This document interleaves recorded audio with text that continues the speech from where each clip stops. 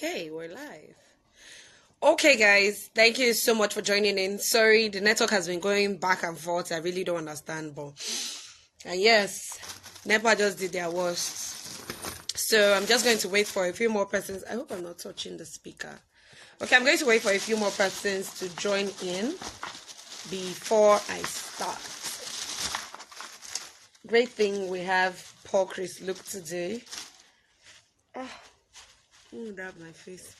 So this is not going to be like your regular Insta live videos that you're used to. This is we interacting, this is we having fun, and we chatting. So I'm going to wait for some people. Hi, I'm Jose Sokbehi. How you doing, girl? Welcome to my live video. I'm having some pizza. Okay, Chris has joined. Chris, can you request like to be a part of the live video so we can do this together?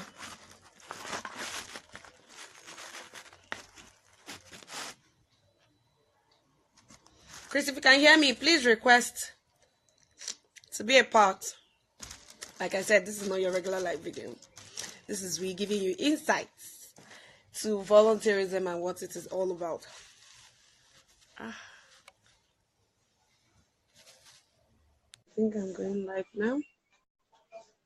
It's full. Thank you, Moses. It's good to have you here. Yay! We have Paul in the building. Yeah, hi. I make software, but I have no idea how to work social media. Who knew?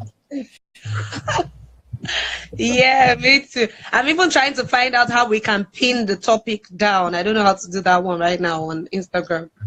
Yeah, no idea. Yeah, so how you doing? So a few more persons are joining in. So while we wait for people to fully join in, let's meet Paul. By the way, your hair is really nice. Thank you. I shower, so. And before we even start, when I shared the flyer, a couple of the younger ladies were like, "Oh, he's so cute! Oh my God, I'm gonna join because he's cute." I'm like, "Are you for real?" Great, great. So guys, there you have it. We have the cute Chris in the building. Thank you, Elfie. Appreciate it. Okay, so let's get to know you. Well, let's see. No, I grew up in America. I'm actually half Chinese and half white. Okay. My mom is a beach blonde California girl, and my dad is like 6th generation Chinese. He's been Chinese, but my family grew up in Hawaii. Okay. And then, yeah, I grew up around the States, and I moved around a lot. And like all over the South and the West, I grew up in Vegas a little bit. And then I did okay in my career. I work in technology. I'm a chief technology officer. I make software. Oh, nice. And then I did really well with that. I ended up being a keynote speaker at Google for a while, and then I quit all that and I moved to Cambodia a year ago to do nonprofit. Just a year. Yeah. Wow. Yeah. So I've been working with nonprofits and NGOs. We do free marketing for them, and so because there's like really good nonprofit causes to work for and things to help out that really benefit the world, but a lot of them are really good at what they do. Perhaps, like water or educating women or whatever it is, but they're really bad at marketing. And so, and a lot of times people that have really good intention in their heart forget that you actually have to fund and run a business and make sure that your organization survives. And so that's what we do is we go in for free and we help you just make sure that you do your marketing well and keep doing what you're doing. Nice. Okay, so today, a lot of people have been asking me about the topic.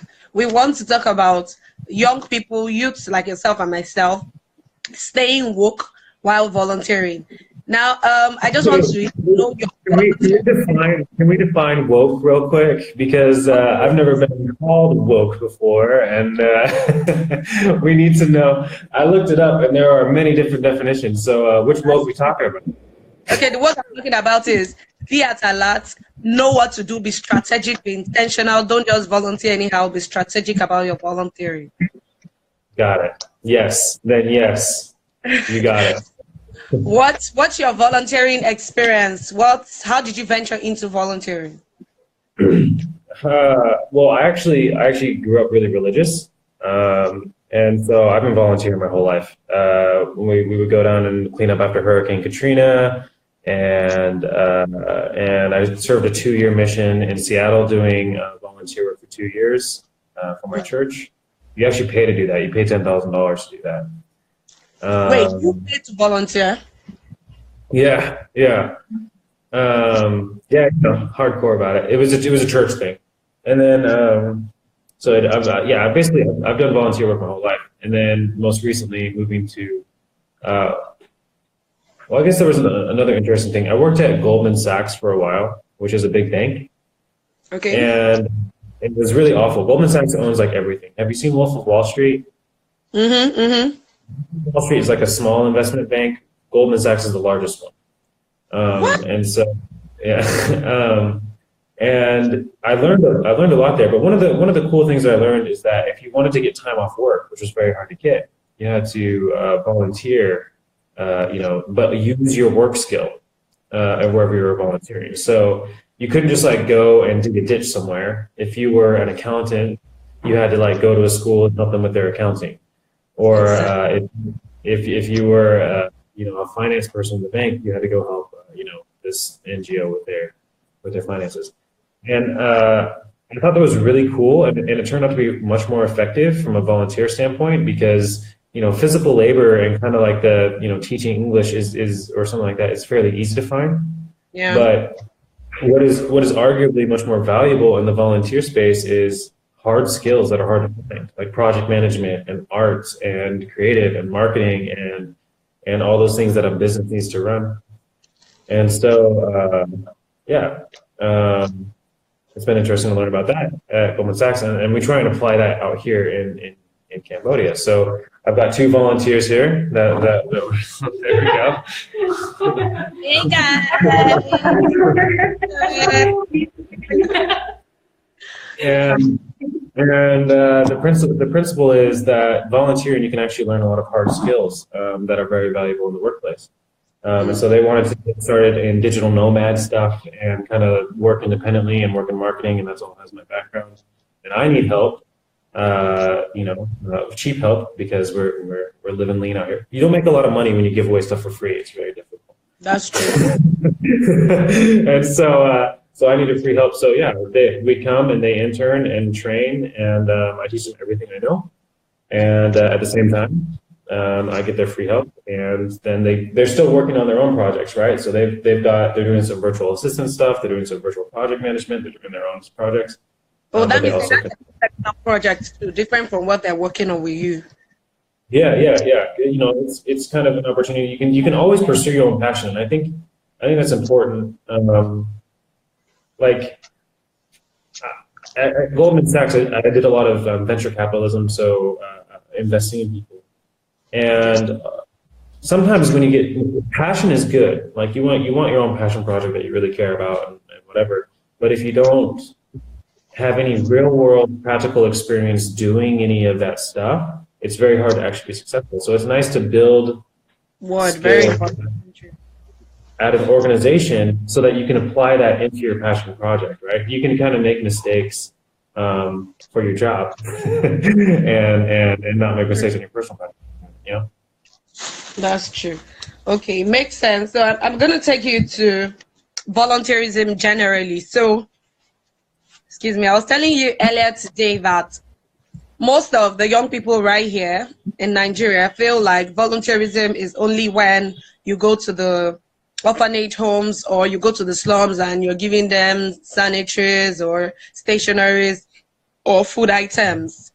But just like you've explained, volunteerism has helped your career, and I mean, you've employed volunteers that their skills are going to help their career. So what would you say about volunteerism generally? What's volunteerism to you, and how can young people venture into volunteerism? This is good. This is a good question. So first of all, the people volunteerism when you just like go hand out sandwiches or teach English or buy school supplies can be actually more detrimental than beneficial, and I find it to be not really. Especially, I don't know how it is in Nigeria, but in Cambodia, sometimes it can breed attitude of dependence. So a lot of people don't work very hard for their own stuff because you can just sit around and wait for someone to give it to you. And Wow. so you don't have a lot of work ethic because the Cambodia has been taken care of a long time by outside help. And so when you volunteer that way, it's almost more harmful than good. But volunteerism to me, I have a tattoo here, mountains. It's all about failure. And you know, success in life is, I think, in a lot of ways related to your experience. This stuff and failing a lot, but the more that you fail, the more that you succeed. True. So when I was in college, I volunteered full time to do student activities, and that's where I learned a lot of soft skills for managing a team of 13 people and project management and getting approvals. And I wrote a lot of grant writing type stuff back then. Wait, And that was what? then while I was in school, right? So I've always volunteered and done work or school at the same time, and that basically doubles your experience time. So when you work two jobs at once, you get double the experience. And so even though I got started technically late because I took 2 years off to volunteer, from 19, when I was 19, I left, and until 21, I did nothing but volunteer. And so I started college late, started behind all my peers that were graduating in high school. But I accelerated much faster past them because when I came back, I had much more skills in leadership and how to be organized, and I was disciplined, and knew how to apply those in the worldview.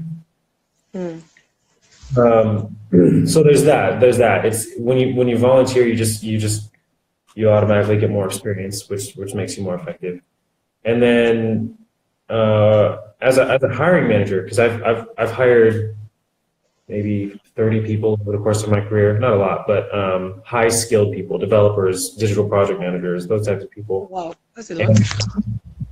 And I didn't care at all what the name of the company you were applying for was, whether it was, Volunteer Africa or, Amazon.com. Well, maybe I didn't care if it was Amazon.com, but, I didn't really care.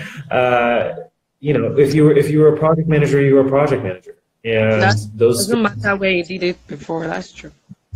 It hasn't matter at all. And if you're truly skilled at it, it's what was that? That was a little hard. So bad. Oh. Anyway, so yeah, you just keep the skills. Okay, nice. So how can volunteerism help a young person's career? Now we're going to come back to students volunteering, but how can it help my career? For example, I just graduated from school. I'm not saying I just graduated, but I'm just saying, for example, maybe somebody watching right now just graduated, and the person is probably looking for a job, but they're telling the person, oh, you don't have the experience or you don't have what we need. How can the person venture into volunteering? That's so frustrating, right? We get told just go to college so you can get a job, and then as soon as you finish college, there's no jobs to be had. It's ridiculous. Because, and the reason why, and speaking as a hiring manager, college doesn't really, well, I shouldn't say that. College,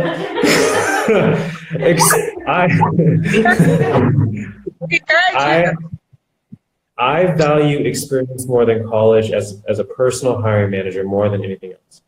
And so if you were to come to me and said I had 4 years volunteer experience as a project manager for this thing, I would value you higher than the college degree. Because in college, a lot of times you learn about academic stuff, but sometimes academics does not apply to the real world, especially in your own culture and environment and unique situations. But experience does. So if I was a young person graduating from college and maybe you were thinking, I want to go into art or whatever your degree is, writing, video editing. If you need experience with that, you just pick a nonprofit that you like, because they all need help. Pick a cause that you like and volunteer there. And if you get lucky, research the founders a little bit and see if they have previous successes. Especially if you grow up in somewhere like Cambodia, I don't know about Nigeria, but you kind of have an eye for the nonprofit leaders that are actually effective at doing what they do and the ones that are just kind of posing and whatever.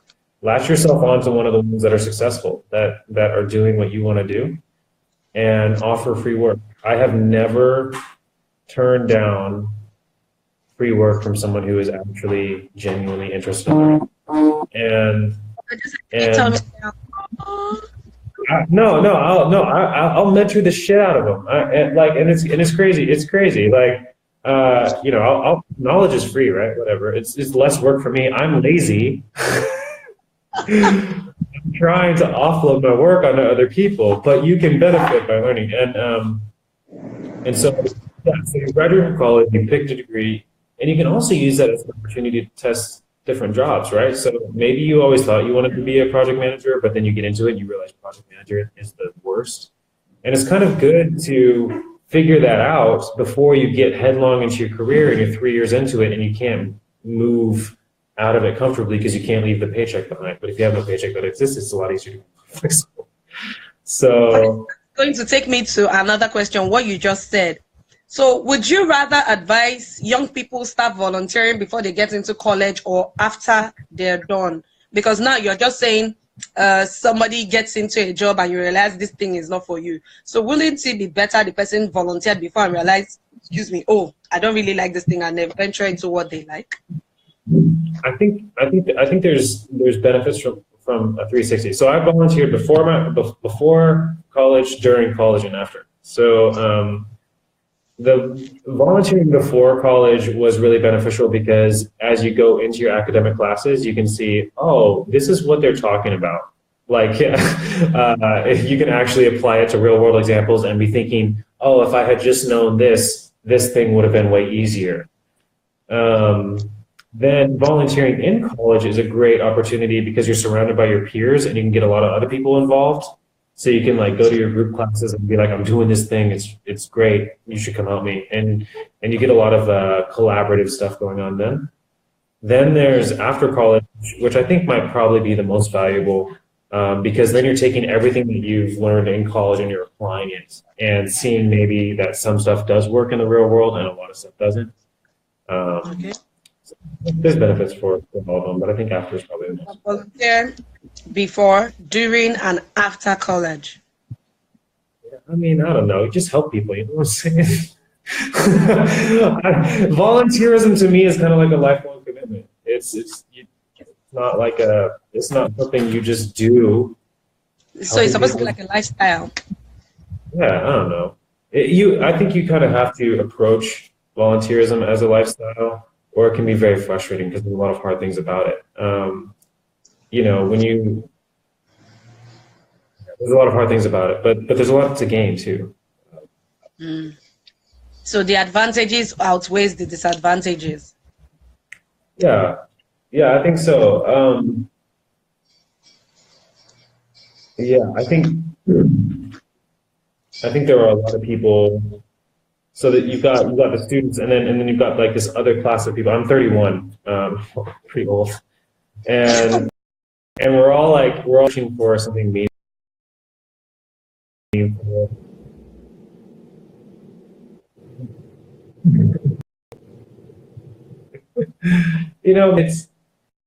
Volunteering is a way to kind of feel like you're at a difference because a lot of us get caught in the grind, and even if you're headlong into your job and everything like that, it's nice to give back.